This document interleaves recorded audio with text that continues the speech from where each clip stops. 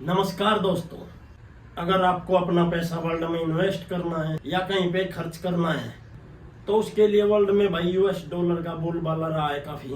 उसके लिए आपको डॉलर में डील करनी होती है। जैसा कि आप सभी ने देखा ही होगा, कहीं पे वेकेशन के लिए जाते हैं या फिर घूमने फिरने के लिए या कोई पढ़ाई के लिए बाहर जाता है तो सबसे पहले उसको अपनी करेंसी चेंज करवानी पड़ती है।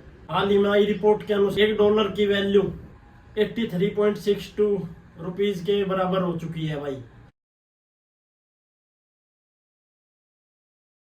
यह आज तक के अपने सबसे पीक पर पहुंच चुका है भाई। एक समय ऐसा था भाई जब इनके बीच अंतर काफी कम हुआ करता था। सन 1947 जब भारत देश आजाद हुआ उस समय पे $1 की वैल्यू ₹1 के बराबर थी। जी हाँ, ये सही सुना आपने। आखिरकार कौन करता है भारतीय रुपए की वैल्यू तय? ये ऊपर जाना है या नीचे आना है? भारत सरकार या फिर आरबीआई बैंक? सभी बैंकों का बैंक है जो भाई। जी नहीं, इसकी वैल्यू तय करती है market. Market means currency market, जो कि सप्लाई और डिमांड के बेसिस पर इनकी वैल्यू ऊपर नीचे होती रहती है। दोस्तों, क्या ₹1 $1 के बराबर हो सकता है? अगर हो गया तो हमारी जिंदगी पर इसका क्या प्रभाव पड़ेगा? बहुत इंटरेस्टिंग खेल है जो इन वैल्यू को लेकर चलता रहता है। अलग अलग करेंसियों के बीच ये दौड़ देखने को मिलती है भाई। अक्सर कुछ टाइम ऐसा भी आया जब भारतीय नेता भाई वोट लेने के लिए बोलते थे कि $1 की वैल्यू हम ₹40 के बराबर कर देंगे जब भी हम पावर में आएंगे।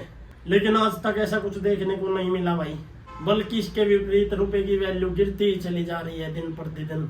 $1 की वैल्यू ₹1 से लेकर 80 पार तक पहुंच चुकी है भाई। ये बात बीते कुछ वर्षों की ही नहीं भाई, जब से देश आजाद हुआ तब से लगातार होता आ रहा है। क्या प्रभाव देखने को मिलेगा अगर $1 ₹1 के बराबर हो जाए? चलिए तो बात शुरू से स्टार्ट करते हैं। दो करेंसियों के बीच जो कन्वर्जन रेट है भाई, उसको एक्सचेंज रेट कहते हैं। एक्सचेंज रेट मेनली 3 तरह के होते हैं। पहला फिक्स एक्सचेंज रेट, जो कि सरकार के द्वारा तय किया जाता है कि भाई ये करेंसियों का ये रेट रहेगा। भारत में भी ऐसा 1970 से पहले देखा जा चुका है। कुछ समय आने के बाद बदलाव होते रहते थे। फिक्स एक्सचेंज रेट के ऊपर ही चलती थी तब भाई चीजें।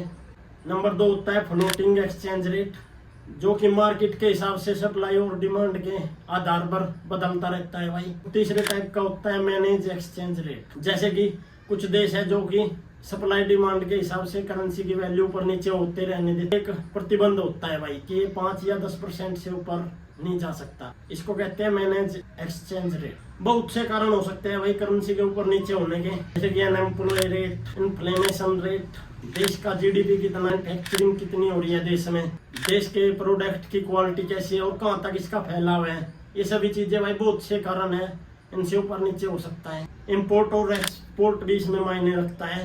लेकिन जब देश आजाद हुआ $1 $1 के बराबर था। क्या हुआ ऐसा कि इतनी वैल्यू गिरती चली आ गई भाई? आजादी के समय भारत देश काफी नीचे था भाई, बाकी देश तरक्की करते चले जा रहे थे। भारत ने बहुत से कदम उठाए भाई प्रगति की ओर। ज्यादा पैसा सरकार के पास था नहीं, तो उन्होंने दूसरे देशों से लोन लेना स्टार्ट कर दिया। जब लोन चुका नहीं पाई तो फिर भारत सरकार ने खुद ही एक डिसीजन लिया जो कि उनके हाथ में था। खुद का पैसा छापना स्टार्ट कर दिया भाई, जिससे रुपए की वैल्यू गिरती चली गई और लोन भी चुका दिया, लेकिन रुपए की वैल्यू नीचे की नीचे रह गई। पैसे की सप्लाई बढ़ना मतलब पैसे की वैल्यू नीचे डाउन जाना है। ये ऐसे ही काम करता है। 1960 और 70 के दशक आते आते भाई भारत ने कई जंगें लड़ी, पाकिस्तान के साथ, चीन के साथ। भारत इससे बार बार नुकसान में जाता चला गया। देश की इकोनॉमी को बूस्ट करने के लिए फॉरेनर इन्वेस्टमेंट की जरूरत थी भाई। फॉरेनर इन्वेस्टमेंट कब आती है भाई भारत देश में? जब आती है कि उनको कुछ दिखे, यहाँ पे लेबर चीप प्राइस में दिखे और भाई यहाँ पे एम्प्लॉयमेंट है जो सस्ते रेटों में रहे, प्रोडक्ट भी अच्छी क्वालिटी का मिली। को देखते हुए इन्वेस्टमेंट भारत में आती चली गई और यहाँ तक आते आते सरकार ने $1 का प्राइस $10 के लगभग कर दिया था भाई। 1990 और 95 के दशक में ऑयल और अन्य इम्पोर्ट सामानों के प्राइस जो भाई काफी हाई हो चुके थे, स्थिति फिर से डाउन होती चली गई और 1995 तक जाते जाते भाई 18-20 के लगभग जा चुका था। इस समय रुपए की वैल्यू नीचे गिरती चली आ रही थी। सरकार ने इसे फ्लोटिंग एक्सचेंज रेट पर रख दिया भाई।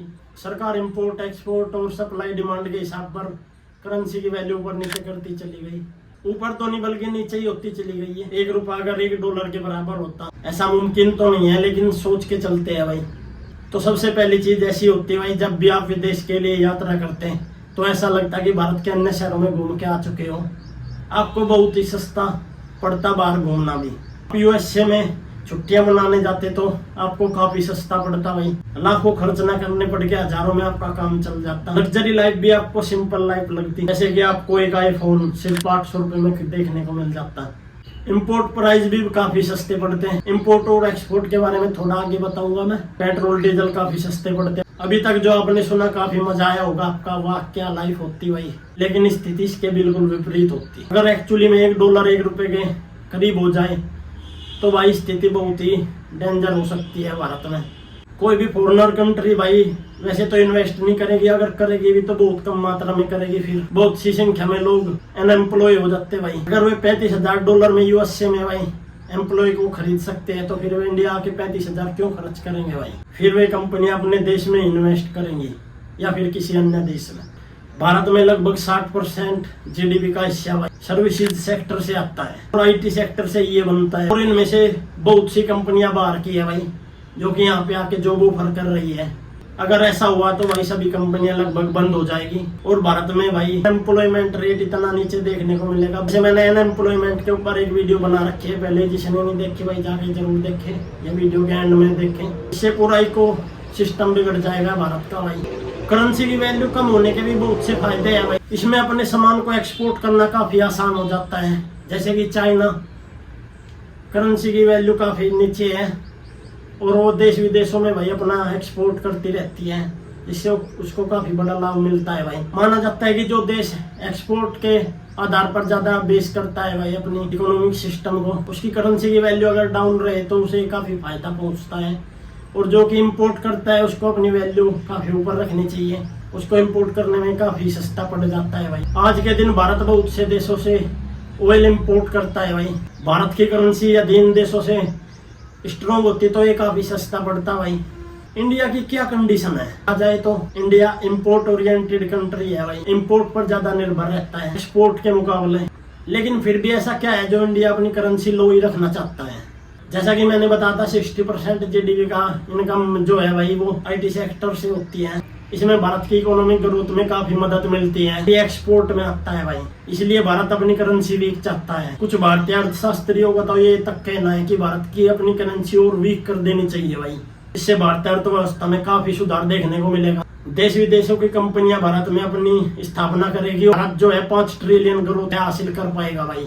आपकी क्या राय है, एक एक कमेंट जरूर दे भाई। भारत को अपनी करेंसी लो रखनी चाहिए या हाई? $1 1 रुपए के बराबर तो नहीं हो सकता, इससे काफी नुकसान देखने को मिलेगा। दोस्तों आज की वीडियो में यही था, मिलते हैं फिर नेक्स्ट टॉपिक पर। जय हिंद।